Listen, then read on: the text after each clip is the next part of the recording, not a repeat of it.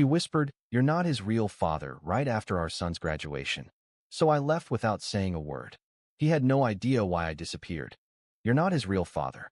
That's what my wife whispered in my ear, smiling, holding my arm, not 10 seconds after our son's name was called at his high school graduation. The stadium was still clapping. People were on their feet, crying, laughing, hugging. And I just stood there, frozen, applauding like an idiot, pretending my entire world hadn't just collapsed under my feet. For 18 years, I lived for that boy. His name is Alex. And up until about 3 seconds before my wife opened her mouth, I was the proudest dad in the world. I woke up that morning feeling like this was my reward for every overtime shift, every sleepless night, every school project I stayed up helping him finish while his mom was too tired. He's got a full ride to college. He's smart, kind, funny. Everyone says he looks like me, and I always beamed when they said that. I thought I'd pass something on. The moment they called his name, I felt like my heart would burst. He looked so grown up, walking across that stage in his navy blue robe. I had my phone out, recording, cheering, crying a little, even. And just as I lowered the phone to turn to my wife, she leaned in and said it, like she was telling me the parking meter had expired. "You're not his real father." I blinked. I thought maybe I misheard. Maybe she said, "You're the real father," like in a sentimental way. But no, her face stayed calm. She didn't even look at me when she said it, just kept her eyes on the stage, clapping like we were still in a celebration. I wanted to tell you now, before he goes off to college. I don't want to keep secrets anymore." My ears were ringing. I couldn't hear the next name being called. The rest of the crowd faded out like static. There was no warning, no build-up, no big fight before the ceremony, no affair I was suspicious of. She just chose the one day I wanted to hold on to forever, to set it on fire. And here's the part that really screws with my head. She said it with relief, like she had been carrying a heavy box and finally dropped it. Like I was supposed to say, "Thank you for your honesty." We stood in the crowd for another 20 minutes while names were called. I didn't move. I didn't say a word. And when our son walked over, beaming with that crooked smile I used to think he got from me, I hugged him. I hugged him like it was the last time I'd ever get to. "You did good, kid," I said, my voice cracking. "You crying, Dad?" he teased. "Shut up. You're making me look soft in front of all these people," I said, trying to laugh. And I held on a little longer than I probably should have. After that, we had dinner reservations. A little Italian place he loved, with string lights and wood-fired pizza. His grandparents were there, his girlfriend, our friends. Everyone was smiling, toasting him. And I sat at the head of the table, hands shaking under the cloth napkin on my lap. I looked at my wife. She was glowing, chatting about dorm supplies and financial aid forms like she hadn't just thrown a grenade into my life. I stared at her for a full minute while she talked about picking up new bedsheets at Target. And I wondered, how long has she known? Did she ever intend to tell me? Was it eating her alive? Or was it just easy to forget? I kept thinking about Alex. About the first time he held my finger in the hospital. About the time I raced to pick him up when he fell off the monkey bars and broke his arm. About the nights I sat beside his bed while he cried over some middle school heartbreak. Was none of that real? Or worse, was it real only to me? I stayed silent the entire dinner. I forced a smile for the group photos. I gave a toast. I said, "Alex, watching you grow into the man you are today has been the greatest honor of my life. You've made me proud every step of the way. I can't wait to see what you do next." They all clapped. My wife squeezed my hand. And I sat down, heart pounding like a war drum in my chest. That night, after everyone was asleep, I poured a glass of whiskey. But I didn't drink it. I just stared at it, like it had the answers. Then I grabbed a blank piece of paper, and I started writing him a letter. Not to confront, not to explain, but because if I didn't get these thoughts out of my head, I might not survive. All right, so, after that whisper at the graduation, you'd probably expect fireworks, right? Me screaming, throwing a plate, asking who the real dad is, walking out on the spot. Yeah, I thought about all of that.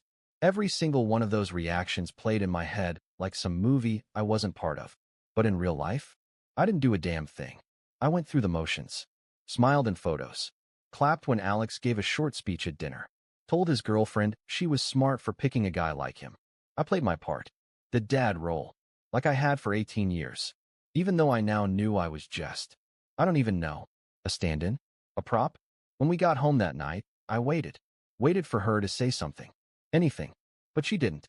She just kicked her shoes off, said her feet were killing her, asked if I wanted some tea, and went upstairs.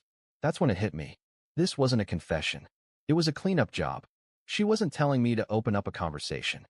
She was telling me to clear her conscience. Like she was saying, okay, I did the right thing. Now we can move on. Like she had checked it off her to-do list. I didn't sleep that night. I sat on the couch in the dark, staring at the TV while it played some late-night game show on mute. And I just kept thinking about him. Alex. All those years. Did she know from the start? Did she lie every time she called me a great dad? Did she ever once feel sick with guilt watching me pour everything I had into raising that boy?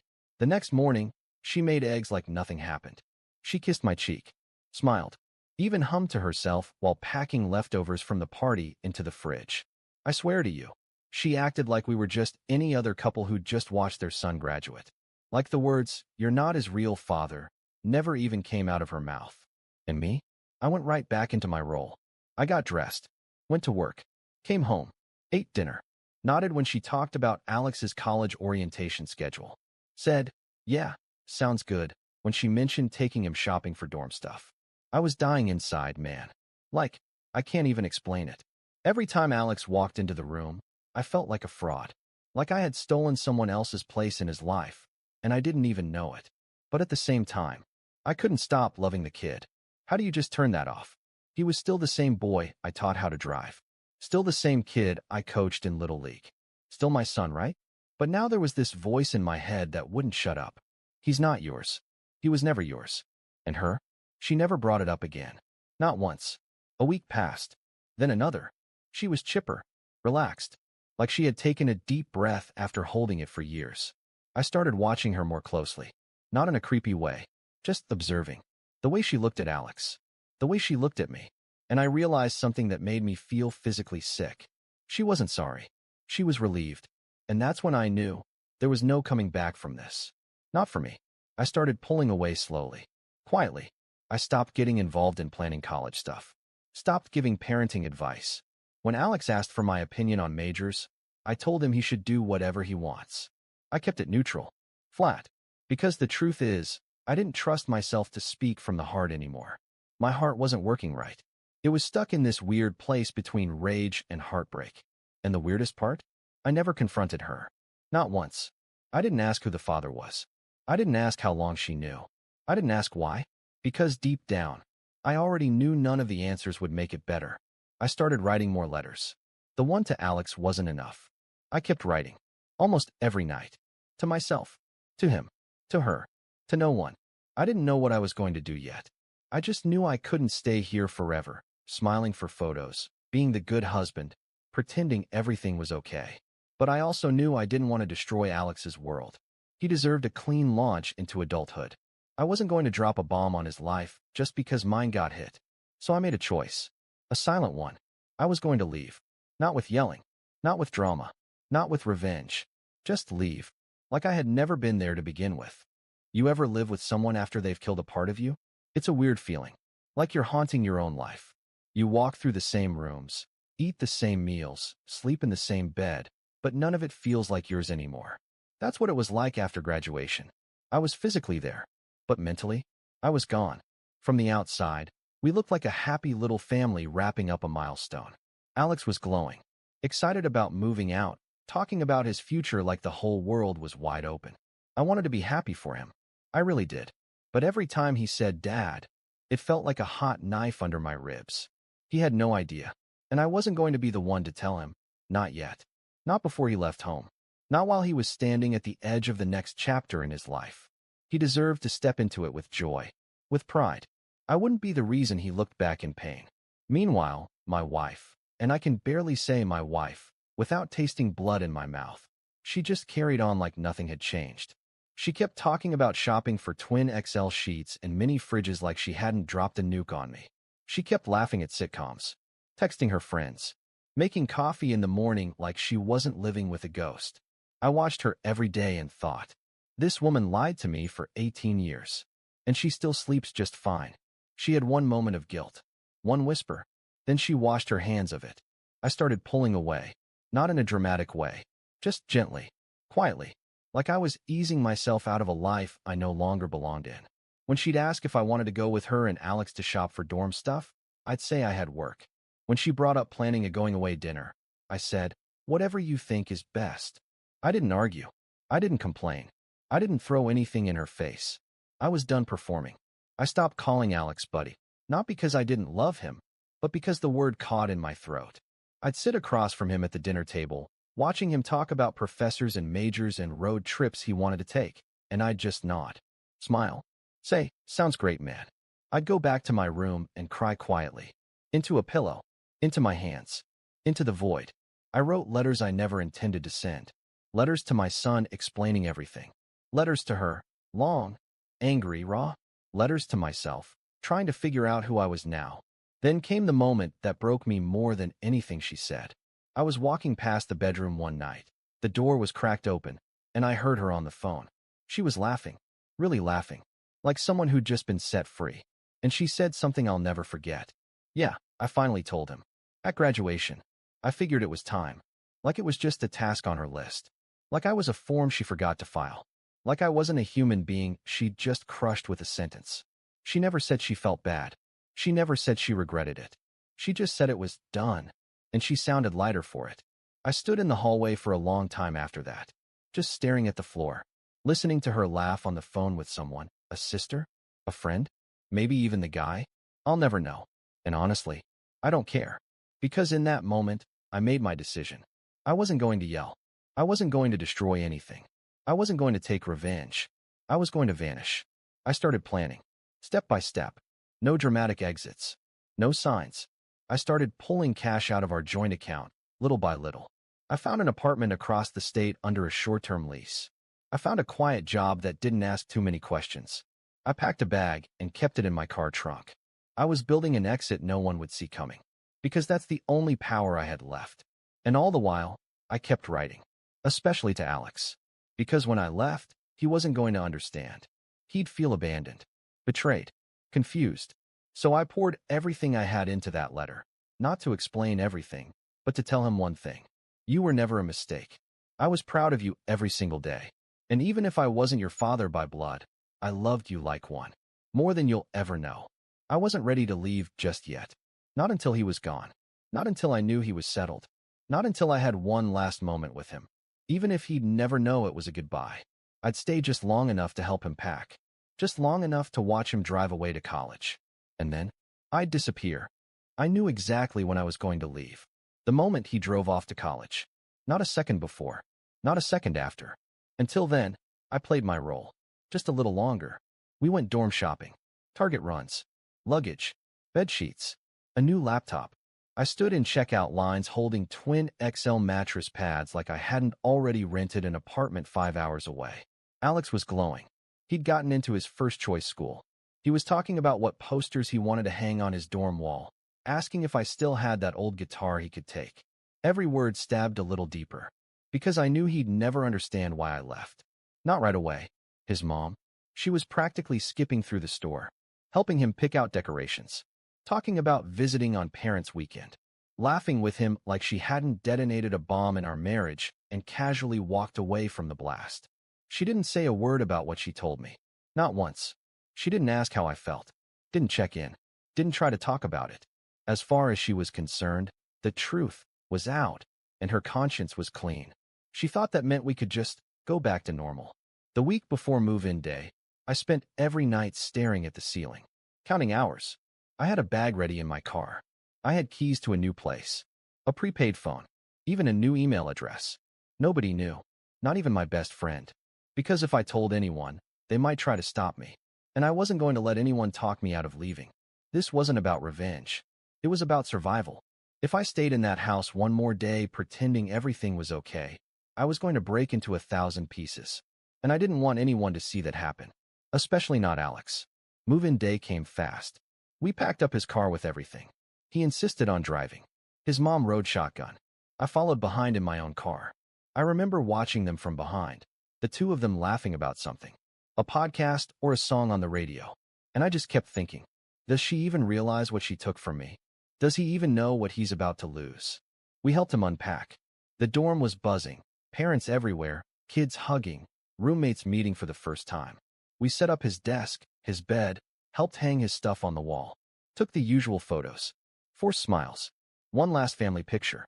The kind you frame and hang up, never knowing what was really going on behind the eyes of the man standing in it. He gave us both hugs. Thanks for everything, Dad.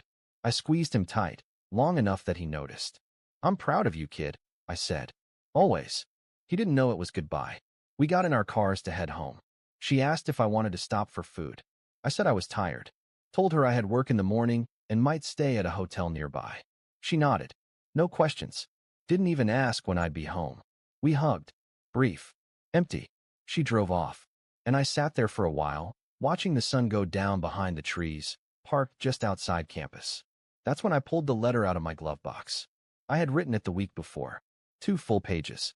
Folded neatly. It was addressed to Alex. Sealed. With a note on the front. Open this the day your first college class starts.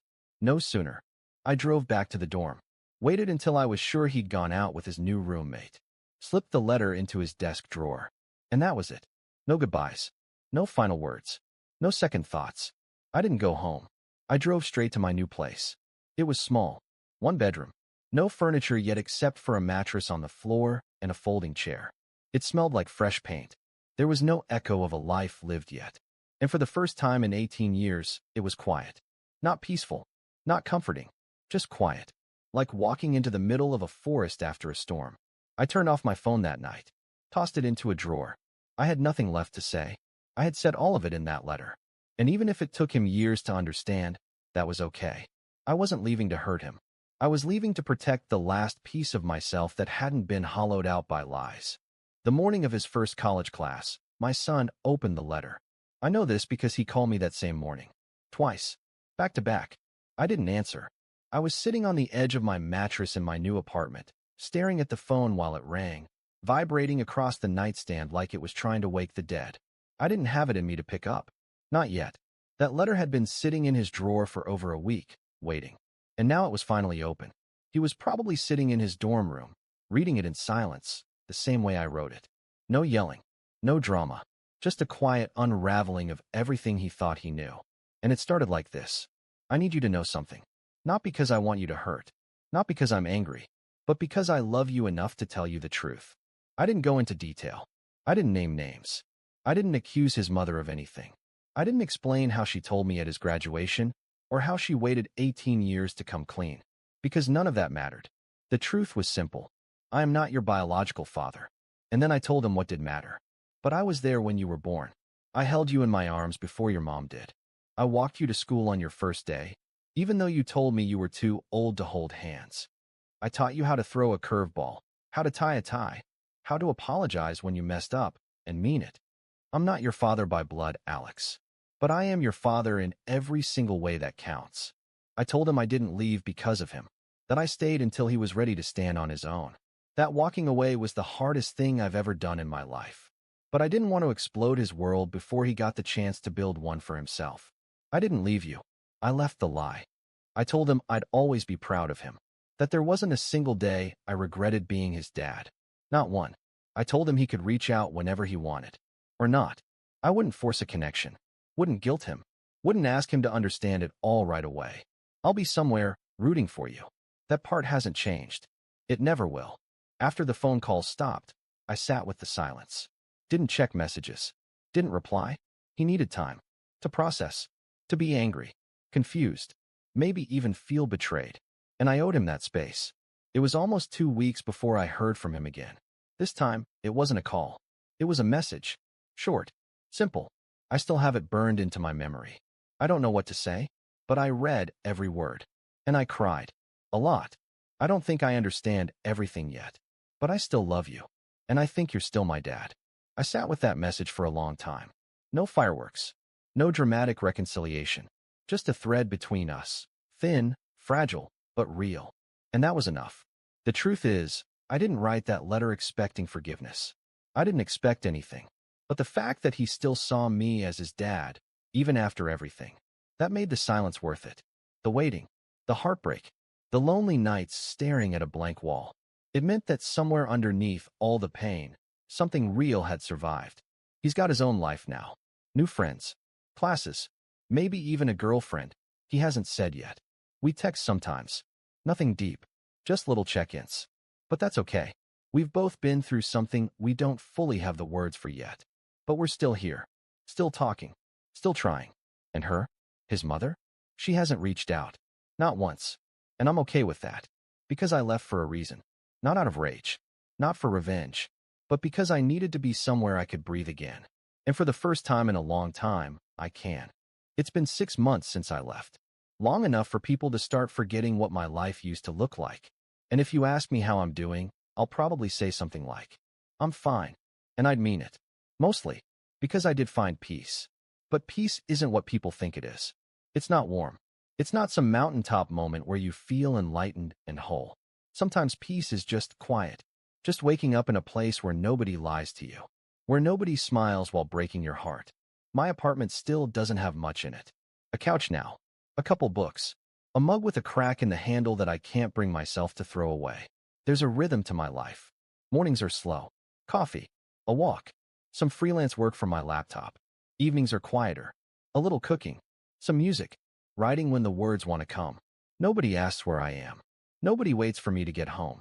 It's lonely sometimes. But it's honest. Alex still texts me. Not every day. Not like when he was younger. But when he does, it always stops me in my tracks. A photo of his dorm room. A screenshot of his grades. A random, you ever try Ethiopian food? I think I'm addicted. Stuff like that. And sometimes he signs it. Love you, Dad. I don't think he even knows how much that means. He hasn't asked for the full story. Not yet. I think he will someday. And when he's ready, I'll tell him, the clean version. Not the bitter one. Because I want him to keep his faith in people. Even if I lost mine for a while. As for her, I haven't heard her voice since the day she drove away from that college parking lot. Haven't seen her face. Haven't opened a single email. I don't hate her. I wish I did. But I don't. She gave me Alex. She gave me years of memories that still live in me, even if they were built on something false. And I loved her once. I gave her everything. That's not something you erase. But I don't miss her. Not anymore. Because the version of her I loved died the day she whispered the truth like it was nothing. Sometimes I think about what would have happened if I never found out. If she never told me. If we kept going, just pretending. I would have walked her down the aisle at our son's wedding one day, smiling beside the man who never knew I wasn't the real thing. And maybe part of me wishes I had stayed in that lie. Maybe part of me wishes I never knew. But the bigger part? The part that still knows who I am? That part's grateful. Because now, at least, I know what was real. Alex was real. Every bedtime story. Every skin knee. Every proud tear. That was mine. She might have lied about biology. But she couldn't fake that. And that's what I hold on to now. Not revenge. Not anger. Not what I lost. But what I had. And what I still have. Because if there's one thing I learned in all of this, it's that being a father isn't about DNA. It's about showing up. Every single day. Even when you don't have all the answers. Especially then. So yeah, I chose peace. But peace isn't easy. It's hard. It's lonely. It's full of questions and quiet nights where you wonder if you did the right thing. But it's also free. And for the first time in a long time, so am I.